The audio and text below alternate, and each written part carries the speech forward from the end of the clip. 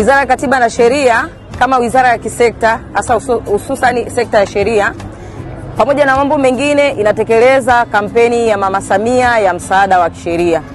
Kampeni hii ni kampeni gani? Ni kampeni inayotoa huduma ya msaada wa kisheria kwa mujibu wa sheria ya msaada wa kisheria namba 1 ya 2017. Kampeni hii, kwenye kampeni hii ya Mama Samia ya msaada wa kisheria, tunatoa huduma kwenye masuala ya ardhi, kwenye masuala ya ndoa, masuala ya mirathi, ukatili wa kijinsia, ardhi pamoja na ajira.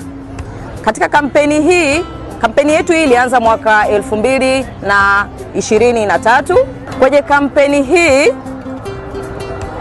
huduma ambazo zinatolewa ni ushauri wa kisheria, elimu ya kisheria, utatuzi wa migogoro kwa njia mbadala, pamoja na uwakilishi mahakamani.